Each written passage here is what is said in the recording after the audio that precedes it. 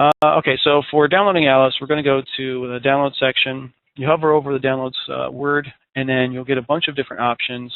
There's Alice 2 and Alice 3. Once again, Alice 3 is more for high school students, and Alice 2 is more for middle school students. And there's also a couple of other options on here. For today, we're just going to go to 2.3. Let's click on that. You will have a couple of links to choose from for the Alice 2.3 page to download. At the bottom is stuff that really isn't important for today's demonstration. This is system requirements, installation information, and then if you want to submit any bugs. Above that is previous releases of Alice, so the older versions of the series in 2, so 2.0 or 2.1 or Storytelling Alice. This section here is for Mac users, and it's only in a very specific, if you hit the damaged file error message, you'll click on this link here, very specific. If you get that, then you'll click this. But for the most part, we're going to be using these guys up here. There's a first set here, which is separated by what operating system you're using, Windows, or if you're using a Mac, or if you're using a Linux. And then the bottom here is the same thing. The only difference is this will also include textbook worlds. And the textbook worlds are the worlds that come with the CD or the DVD that you get when you purchase the book, Learning to Program with Alice. Instead of using the CD or the DVD, or if you're downloading Alice on a bunch of different computers in your classroom, or at your home, or in the office or the library, wherever you're working or downloading Alice for individuals, instead of using the CD over and over again, you could just download the 2.3 with the textbook worlds already included right here. And you can do that right now. Even if you don't have the book, you can still do that, and then you'll have extra worlds to work with or extra characters, because some of them have extra objects that don't come with Alice 2.3. What I'm going to do is I'm actually just download the Alice 2.3 for Windows. So I'm going to click on that. Now, if you're using Google to download, this window won't pop up. You should probably get a bar down here, a download bar. It says that is downloading. However, if you're using Microsoft Internet Explorer or you're using Mozilla Firefox, you should get this pop-up window here, or a pop-up window that's similar that allows you to open or save.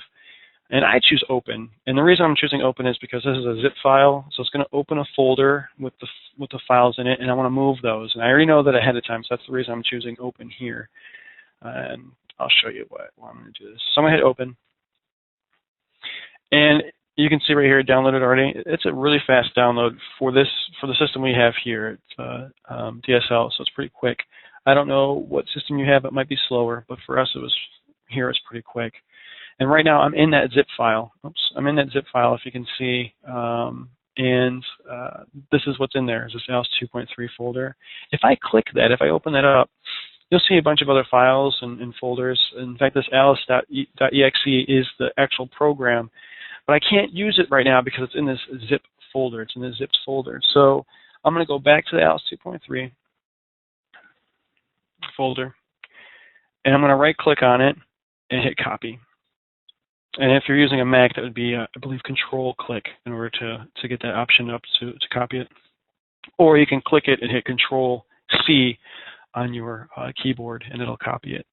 So I'm going to copy that, and then I'm going to navigate to my Programs folder. And I'm going to actually close it so I show you how to do it a different way if you don't have that window already open. I'm going to, if you have this icon down here for folders, you can click that, or you can right-click on your Start button to open Windows Explorer. You're going to click on the C, local disk C, and you can actually use this plus sign here. You can open that up and see the file, the folders over on the left here in the Explorer version, Explorer view. And then you could click on Program Files, and this is where I'm going to paste the Alice 2.3 folders in the Program Files. You can see I already have the Alice 3 folder here. In fact, I did have the Alice 2.3, but I deleted it before this demonstration. So I'm just going to hit paste. It's going to yak at me. It's telling me that I need administrator permission. I do have administrator permission. If you are working on a network, let's say it's a school network or an organization's network, and you might have to get administrator permission beforehand, or you might already have a system worked out with your administrator of how to download programs. But I already have it, so I'm just going to hit continue. And now it's going to take a while to download, because now it's actually copying those, and it looks like there's 2,000 files. It's downloading 2,000 files, or copying them from that folder, from that zip folder, into the programs folder here. Also, it's good to note that there's no installation required. This basically is the installation here. And there's good news with that and bad news. Good news is it's one less step we have to do.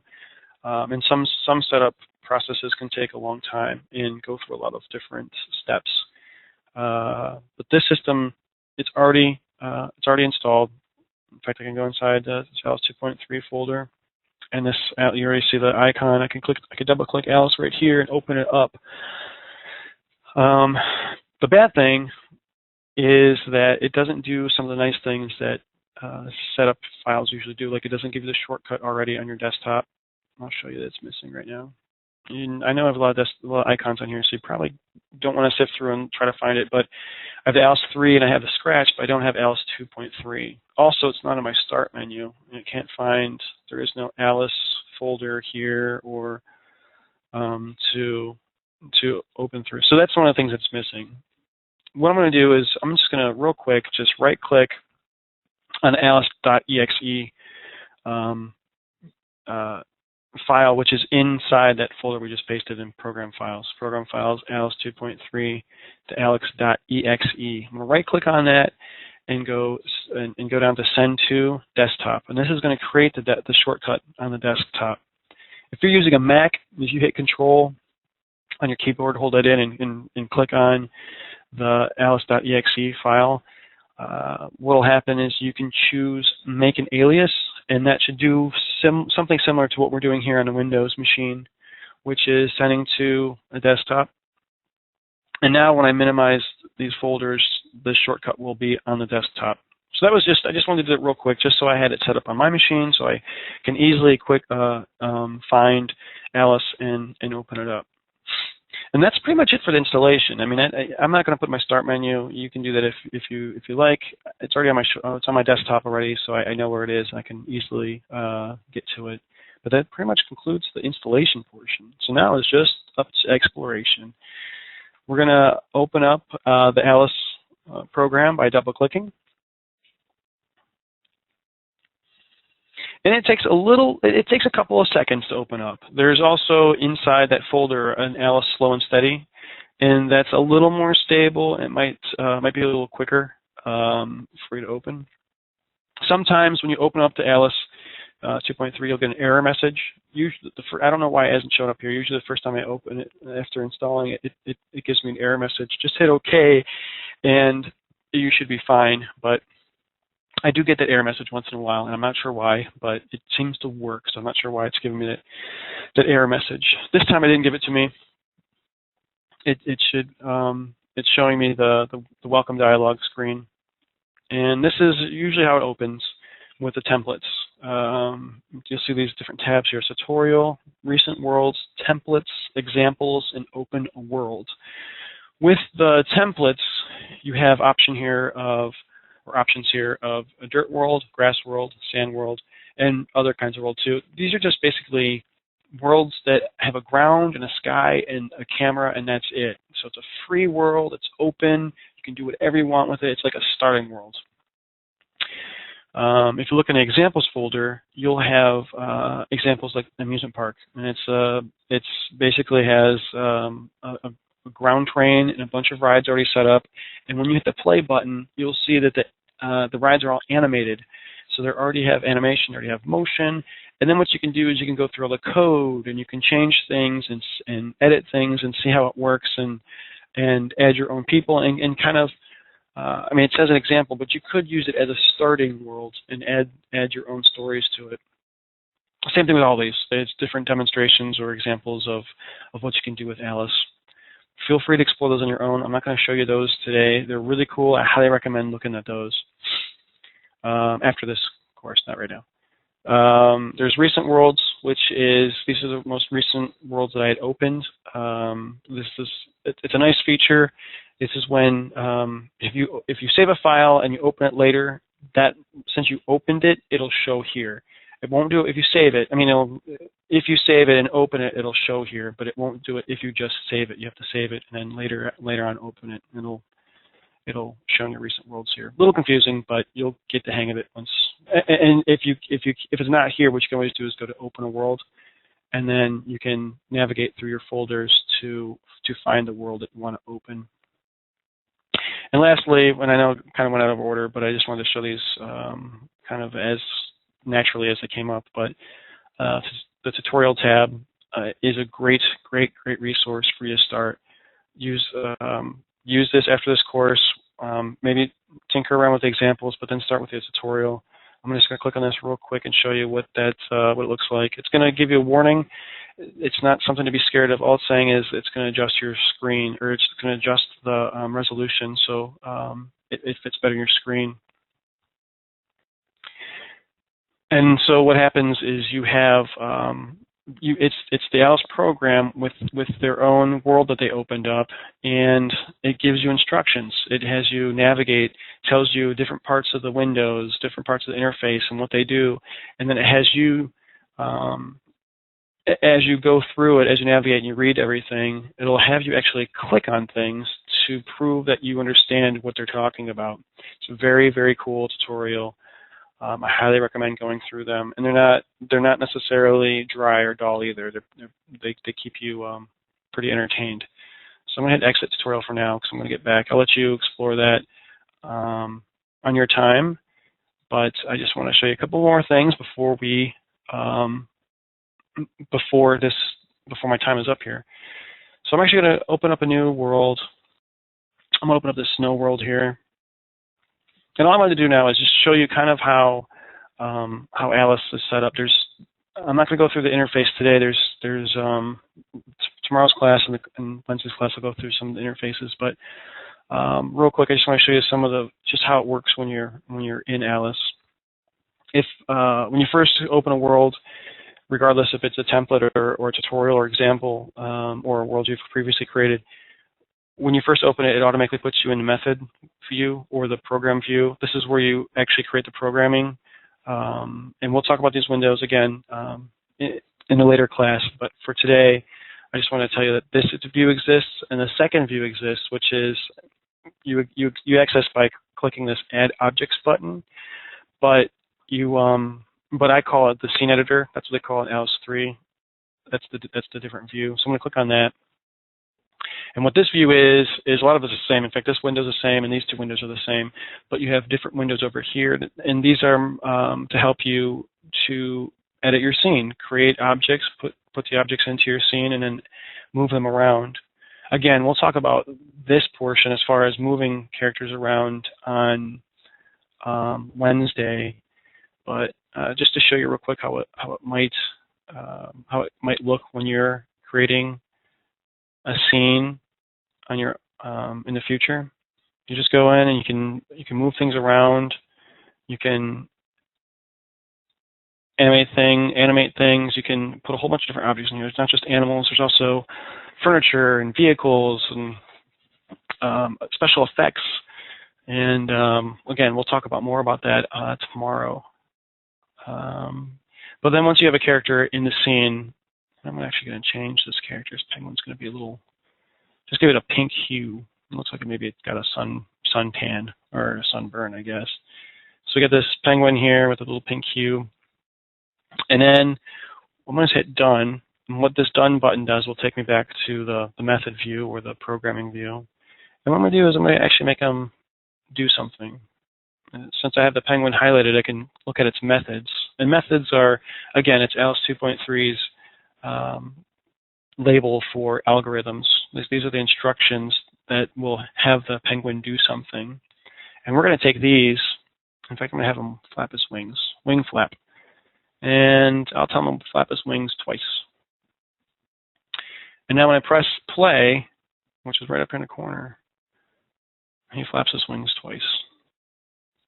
You can keep putting different things down here. I'm going to turn his head to the right. So now he should, and this is how programming works, instructions work, it goes through one set of instructions and it just keeps going through and almost like just following instructions than anything else. You go through one step to the next step, hit play again, it flaps his wings twice and turns his head to the right. And that's what he was instructed to do, so he did that right. Excellent. And now I'm gonna save this file. We'll call this. I'm gonna save this to my desktop for this demonstration. I normally recommend having a folder set up on your C drive, kind of like we set up the in the program files for this folder. I would have a folder set up either in your documents or somewhere else where you know you can easily access and not forget. Have an Alice 2.3 folder, and that's where all your projects get saved. For today, I'm just going to save it to the desktop. I'm going to call it Penguin Animated. A little backwards there, but that's okay. So Penguin Animated, and I'm going to save that to the desktop. And one of the things I wanted to show you too was how to export to video. You click on this Export to Video. I'm sorry, you just go to File, then Export to Video or Export Video. It opens up this new window, and sometimes it's gray here. It looks like there's nothing going on. I'm not sure why it does that. If you hit the restart button, sometimes it makes it come back. So you can restart it. You can play it to see what it looks like. He flaps his wings, and then he turns his head to the right and turns it back. He's acting really slow for some reason. If you hit the stop button, that's actually going to close the window, so don't hit the stop button. Just hit restart. Then I'm getting back to the beginning. You can change the name for your file. I'm going to change it to Penguin. Right now, this is going to be the file name for the video. I'm going to change it to Penguin Video. And this will save in the exact same place where you saved the file. Right now, the file is saved on my desktop, so this video is going to be saved on my desktop as well. I'm going to hit record. It starts playing the animation automatically, but it won't stop it automatically. Alice doesn't know when you want it to stop, so you have to tell it when to stop. And I'm going to say stop right now.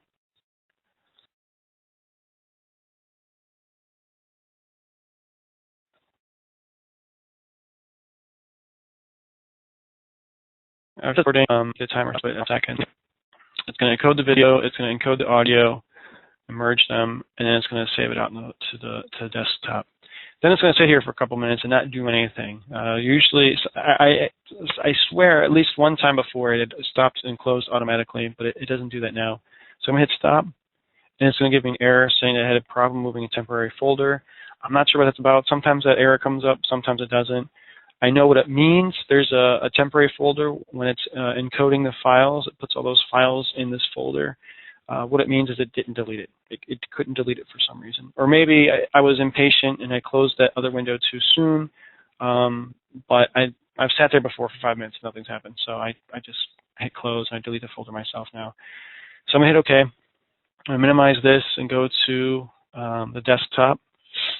And I'm going to try to find my movie. And is it my video? No, what did I name it? I named it Penguin Animation. Or I thought I did. I'm going to click my video.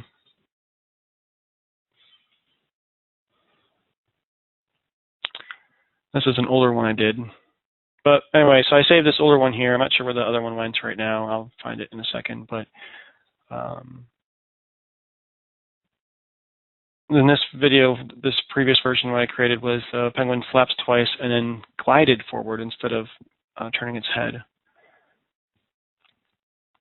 And that's it. I mean, that's as far as creating your video and of course getting your folders correct when you export it. That's pretty much all there is to it. It's pretty simple. If you have interaction in your file, such as let's say you created it so that characters can move around by pressing arrow keys, or students could type in a name, or some other interaction like that, you won't be able to export to video.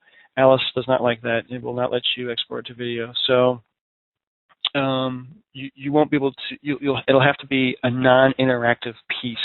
So no you can have keyboard controls or mouse controls in order to export it to video. You can certainly create an Alice file that has animation, or excuse me, interaction, and that's really cool to do.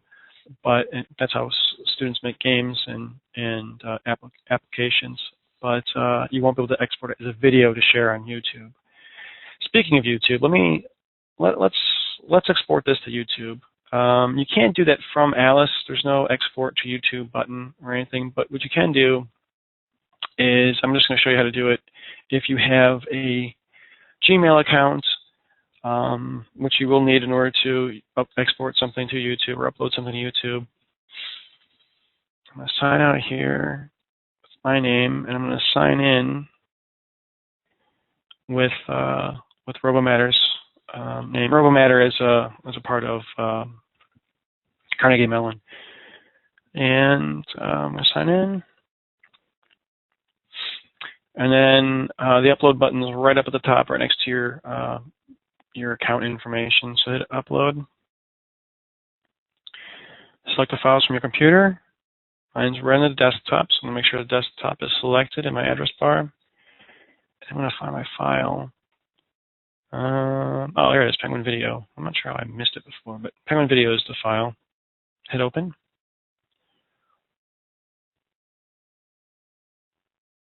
And it doesn't always take this, it's not always as quick. Sometimes it's longer. But this is only a 10-second video, so it's going to be a lot quicker. You can change the name. I'm going to call this Penguin Video again, but not without, I'll just call this Animated Penguin.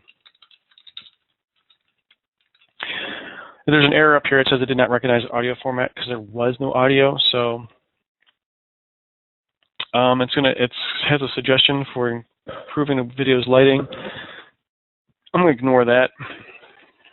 I'm going to type in a description down here.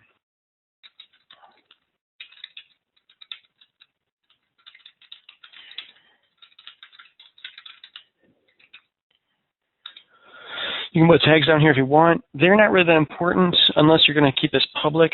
I don't want this to be a public video. I don't want anyone to just search and find it for privacy reasons. I'm a student, I'm a young kid, and I don't want people finding this. This is just for class. So I'm just going to keep this as unlisted. And what that means is kind of like a phone number. It's unlisted. It's not in a phone book. People have to know the number in order to call it. There's also another option here called private.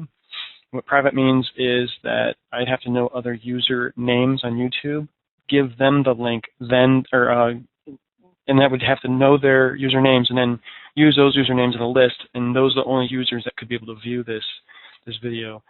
That's a little tougher to use. I just use unlisted, and that way anyone who has a link to this video can view it. There's a category up here. Oh, what I was saying about tags. If this is unlisted or private, tags don't really matter. Tags are more for public if people want to search for it. You can still put some in here like animation, Alice, oops, 2.3.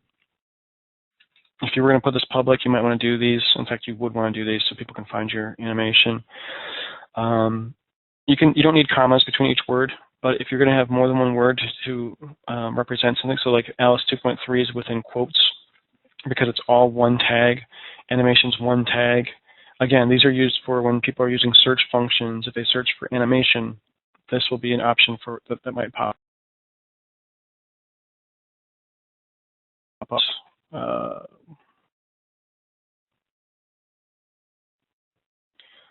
Okay, there we go. I just lost connection for a second. I don't know if anyone's still there. Okay. I'm going to continue, and then if it doesn't working, then I'll just have to record that part again. But animation 2.3. So you can add tags here, and then if people search for your video, this might be an option that pops up. Okay, and there's also categories. So usually I just use education for my categories, but that's because all the work I do usually has to deal with education. Students may want to do gaming or film and animation or pets and animals if they're doing an animal thing or whatever. That's up to them. But I usually just use education. Then there's license. I just use standard YouTube license. There's also an advanced settings. these are These are good to look at. There's comments and responses. So allow comments. Some teachers don't like comments being allowed, or some students. No voting, ratings, or even video responses. Whatever video responses is, you might post a video, and then someone else might post a video in response to your video. And sometimes it's not necessarily nice. Sometimes, a lot of times, it's people posting videos because they want people to look at their stuff. So they're using your video as kind of a marketing scheme to get people to look at their video. So I kind of just usually uncheck those. Closed caption certificate, I believe, is what this is. I might just leave that blank. And enable embedding. What this means is, if you keep this checked, other people will be able to embed your video in their website. I usually leave that unchecked unless I'm going to embed it in one of our websites for the CS2N. And the location, this is kind of neat. You can go in here and you can actually set where your video was created at. Mine was created in Pittsburgh. Oh, well, I think I just messed that up. There we go. In Pittsburgh, and you don't have to be exact with it. I like to be a little more exact, but I'm right there in Pittsburgh. And recording date will be today for this video. 3D video means it's going to be 3D. You can use 3D glasses, and I'm not going to do that. And I'm going to hit Save Changes. And then if you look up here, it'll say Upload Complete. Your video will be live at, so you can click on this link.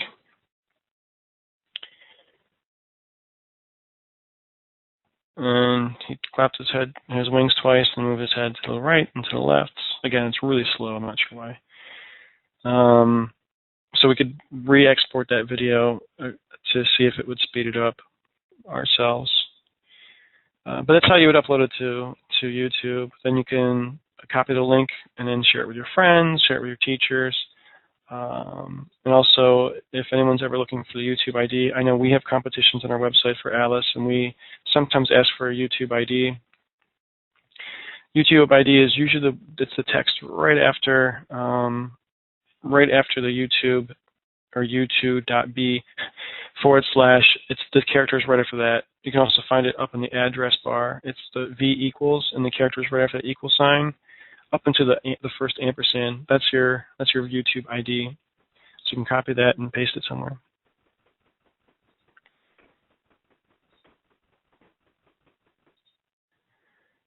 Okay, and then the last thing I wanted to show before we were finished today was help files, or where to go to find help. If you go to alice.org, and then go to community and then forums. This is a pretty cool page here. If you're not familiar with forums, this can be a little daunting at first, but if you are familiar, then this should be old hat. How this is set up is there's different categories down here. There's the announcements category, there's the betas and future releases, and there's just different categories like that. Then there's categories within there, subcategories, such as contests or community news. If you look down below, there's a section for educators, and the subtopics are teaching with Alice or textbook discussions. So what you can do is you can click on these, and then these are all the threads are where people have had questions or suggestions or just announcements, and other people have commented on them. And if you wanted, let's say you had a problem with Alice, you could always you could try to navigate through these, or you could go to the search function. You could type in something like, let's say lists. And then you have to use the reCAPTCHA here to make sure that you're not a robot or... And so I don't know if you ever used one of these before, but you have to type in what the text is above. And, okay, good. So now it's showing all the questions that were, or all the problems people were having with the word lists. So click on this. This person had a problem with, they're making a game and they had a problem with lists, and then someone responded with their advice, and that's how forums kind of work. So you can search other people's problems to see if you can find a solution to a problem you've had. A lot of times when you have a problem, someone else has already had the problem before you, so they've already come here and asked the question. Or you could, of course, if you have a problem, let's say you go to the questions, comments, you could come in here and then go to new thread, which is the very first thing, first button up here. And then once you're signed in, I'll log in and show you. Then you can type your question here, or type your question here, and then you can post whatever you want. You can actually upload your file and say, hey, I'm having problems with this file. Can you help me out? And people will take a look at it, and they'll give you feedback on it. It's a very cool community here on the Alice forums. And there is one other way you can get help. You could always go to the website I work on, which is cs2n.org. And you can click on Contact Us. And again, I'm working for, or the CS2N is part of Carnegie Mellon University as well. But we're separate from the Alice team. But you can contact us by clicking on this button here. And you can put your name, your email, and then state your problem. And you can also click the activity. Storytelling animation is what Alice falls under. And then that email will come to me, and I will be able to answer that for you. And so that's a direct way to get help instead of maybe searching through the forums. And I've had people before ask lots of questions through this method, and I answer usually with that day, usually. So sometimes I have to find research and figure out what the solution is before. But yeah, that's definitely a method to go through CS2N to contact us in order to ask a question.